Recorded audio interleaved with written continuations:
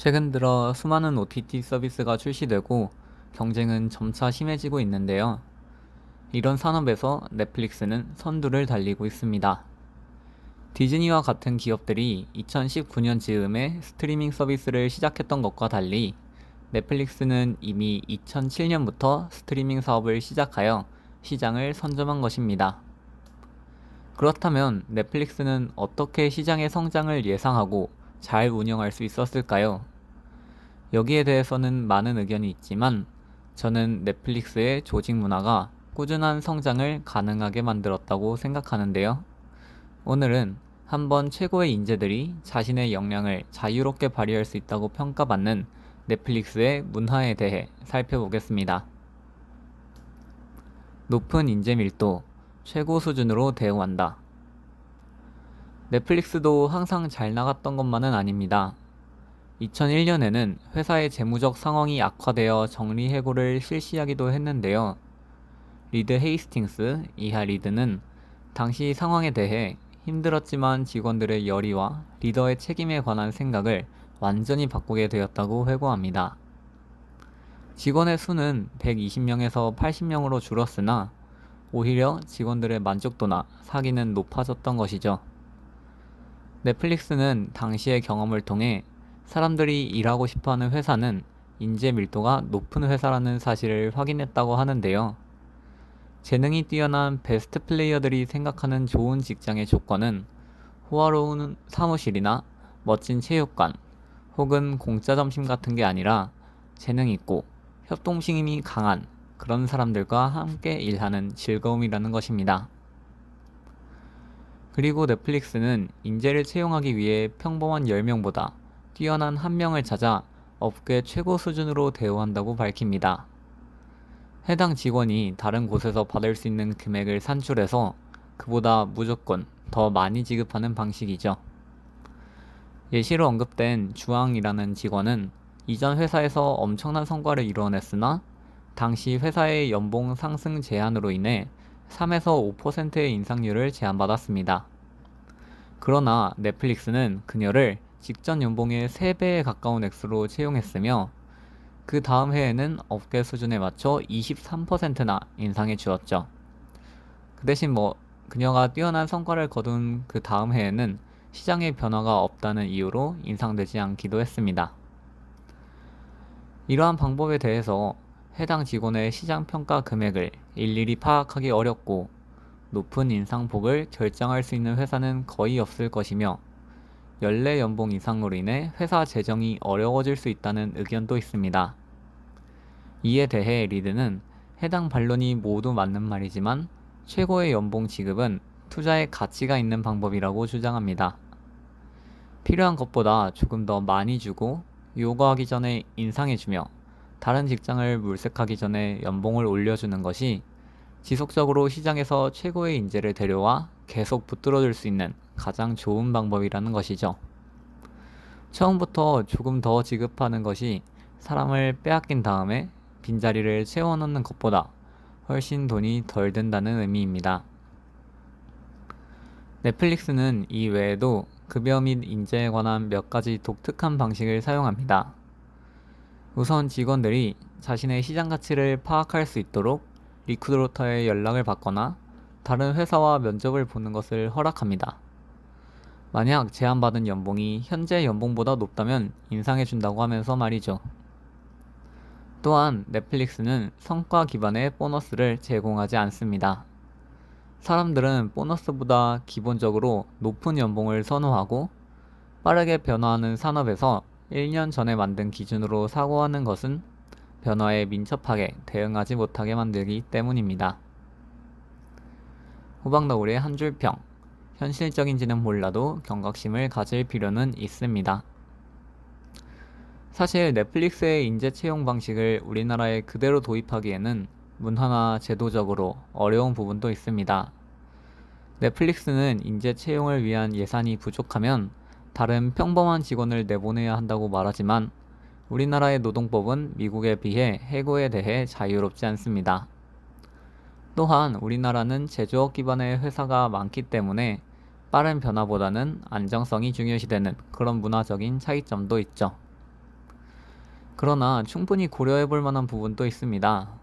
우선 성과급의 경우 많은 회사들은 연 단위 목표를 설정하여 해당 목표 달성률을 기준으로 임직원의 보수나 성과급을 결정합니다. 예를 들어 올해 목표가 영업이익 5% 상승이라고 가정해 봅시다. 이러한 목표는 시간이 바뀌면서 좋지 못한 목표가 될 수도 있으며 이후 경쟁력을 위해 특정 부서가 진로를 변경해야 할 때 장애물이 될 수도 있을 것입니다. 연봉 책정 방식도 마찬가지입니다. 많은 회사들은 인상풀과 급여 밴드를 기준으로 연봉을 책정합니다. 책에 따르면 미국 직장인의 평균 연봉 인상률도 3%라고 하는데요. 리드는 이렇게 회사들이 흔히 사용하는 방식은 평생 한 직장에서 일하거나 개인의 시장 가치가 크게 변동될 일이 없던 시절에나 통하는 방식이라고 주장합니다. 여러분의 회사는 어떠신가요? 넷플릭스의 방식을 추종하거나 그대로 따를 필요는 없지만 빠르게 변화하고 뛰어난 인재가 필요한 회사라면 현재의 연봉 및 성과급에 대한 방식이 산업과 시대의 흐름에 적합한지 한 번쯤 생각해 볼 필요는 있을 것 같습니다. 솔직한 피드백. 임금님에게 발가벗었다고 말하라. 넷플릭스의 대표적인 문화 중 하나는 바로 피드백 문화입니다. 동료의 의견에 동의하지 않거나 도움이 될 만한 피드백이 있는데도 말하지 않는 것은 회사에 불충한 것이다 는 그런 말까지 있을 정도니까요. 그러나 이것이 아무 말이든 허용된다는 의미는 아닌데요. 넷플릭스에는 다음과 같은 4A 피드백 지침이 있습니다. 1번 aim to assist, 도움을 주겠다는 생각으로 하라. 이는 불만을 털어놓거나 의도적으로 상처를 주기 위한 피드백은 용납되지 않으며 모든 피드백은 선의에서 비롯되어야 한다는 의미입니다. 2번 actionable, 실질적인 조치를 포함하라. 피드백은 행동의 변화에 초점이 맞춰져야 한다는 것입니다. A와 같은 행동이 별로였다 이런 말로 끝내지 않고 B 방식으로 하면 더 좋은 결과가 예상된다 는 이런 형식의 메시지가 필요하다는 것이죠. 3번 appreciate, 감사하라. 비판을 받으면 변명부터 하는 것이 자연스러운 본능이지만 넷플릭스는 본능을 자제하고 피드백을 표현한 사람에게 감사함을 표현해야 한다고 말합니다. 4번 accept or discard, 받아들이거나 거부하라. 넷플릭스에서는 많은 피드백을 마주하게 되지만 모든 피드백을 반드시 따를 필요는 없다고 합니다. 피드백을 준 것에 대해 감사함을 표하되 수용 여부는 받는 사람에게 달려있다는 것이죠. 이렇게 4A 피드백이 있지만 상시적인 피드백만으로는 솔직한 문화를 구축하기에 부족할 수 있습니다.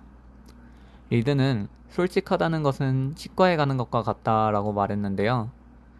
아무리 매일 양치질을 해도 칫솔이 닿지 않는 부분이 있듯이 솔직해지자고 열심히 강조해도 관리가 안 되는 부분이 생긴다는 것이죠. 그렇기에 넷플릭스는 정기적인 360도 피드백을 시행하는데요.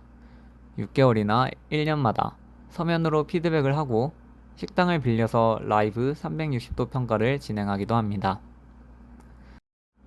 또한 넷플릭스는 솔직한 분위기를 위해서는 한 가지 단계가 더 필요하다고 말합니다.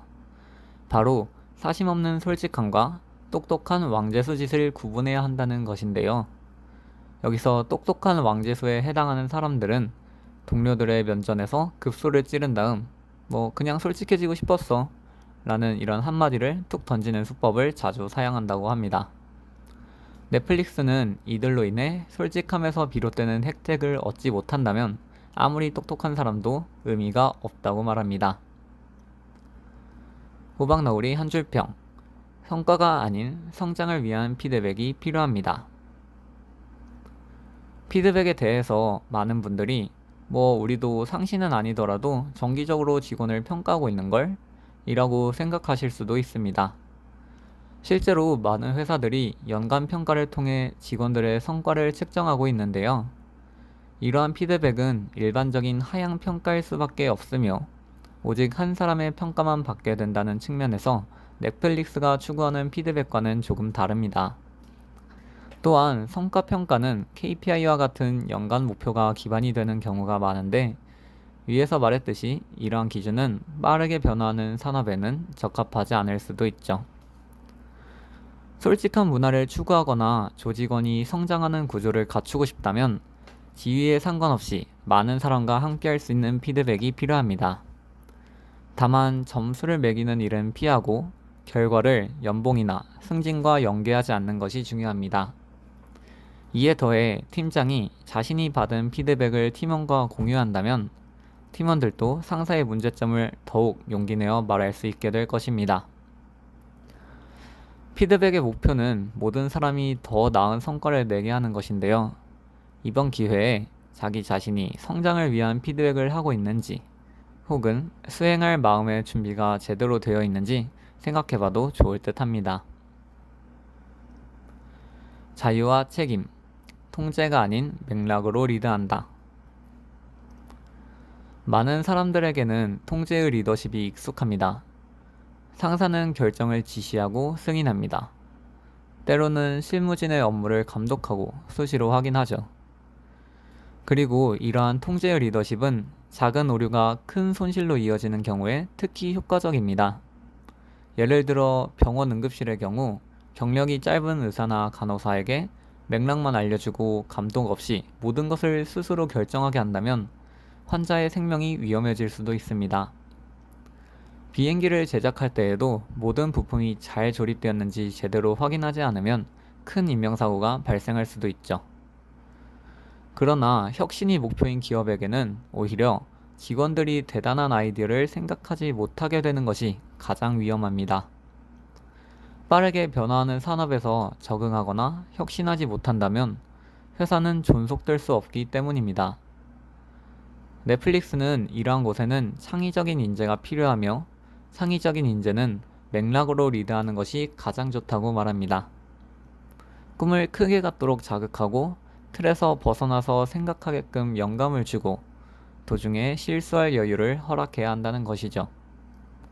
리드는 이에 대해 설명하며 어린 왕자를 쓴 생텍쥐베리의 시를 인용했습니다. 만약 배를 만들고 싶다면 일꾼들에게 나무를 구해오라고 지시하지 마라.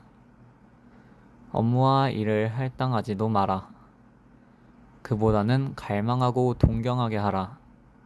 끝없이 망망한 바다를. 맥락으로 리드하는 조직은 피라미드보다 나무를 닮는다고 합니다.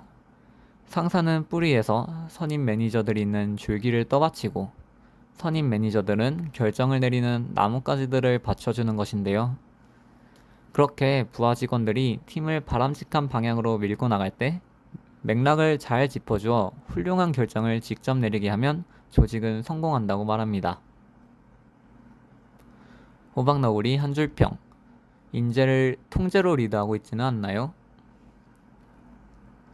많은 기업들은 혁신을 외치며 인재들을 채용합니다. 그러나 이러한 회사 중에서 적지 않은 곳이 채용된 인재들을 맥락이 아닌 통제로 리드합니다. 회사나 팀이 나아갈 방향에 대해 공감시키고 맥락을 공유하는 것이 아니라 해야 할 업무를 관리하고 통제하는 방식으로 말이죠. 조직의 규모가 클수록 맥락으로 리드하기 어렵다고 생각하실 수도 있습니다. 그렇지만 넷플릭스와 같은 거대한 기업도 맥락으로 리드하기 위해 많은 노력을 기울이고 있습니다. 우선 넷플릭스는 1년에 몇 차례씩 전 세계에 흩어져 있는 리더들을 모아 회의를 진행합니다. 이때 CEO가 설정한 회사의 북극성에 맞춰 의견을 긴밀히 조율하는데요. 다만 목표를 달성하기 위한 방법까지는 조율하지 않습니다. 그것은 각 부서가 알아서 할 문제라고 생각하기 때문입니다. 그리고 회의를 전후로 수십 쪽에 달하는 정보를 행정비서나 판매보조사원 등 회사의 모든 직급에 있는 사람이 전부 읽을 수 있도록 전사원에게 보내고 회의에서 공유된 맥락과 내용을 전부 공개한다고 하죠. 이번 기회에 리더의 입장에서 혹은 부하 직원의 입장에서 어떻게 일하는 것이 자신과 회사에게 가장 적합한 방식인지 생각해봐도 좋을 것 같은데요. 여러분의 업무 목표는 회사의 북극성인가요? 아니면 상사의 통제인가요? 넷플릭스는 휴가 규정, 비용 규정, 승인 절차, 출장 규정, 연봉 밴드 등 많은 규칙을 없앴습니다. 그래서인지 넷플릭스의 문화를 다룬 이 책의 제목도 규칙 없음이죠. 이렇게 폭넓은 자유와 높은 연봉은 많은 분들에게 매력적으로 느껴졌을 것이라고 생각됩니다. 하지만 간과해서는 안 될 요소도 있는데요. 바로 책임입니다. 넷플릭스는 자유와 책임을 강조합니다. 넷플릭스의 직원은 높은 급여와 넓은 자유를 보장받지만 급여에 해당하는 성과를 내고 자유에 합당한 행동을 보여야 하는 그런 책임이 있는 것입니다. 자유는 달콤하지만 책임은 무겁습니다. 누군가는 자유와 책임을 선호하고 누군가는 통제와 안정감을 선호하죠. 그렇기에 모두에게 좋은 조직 문화라는 것은 없다고 생각하는데요. 과연 여러분은 어떤 조직 문화와 어느 정도의 자유를 선호하시나요? 이제까지 호박너구리였습니다. 감사합니다.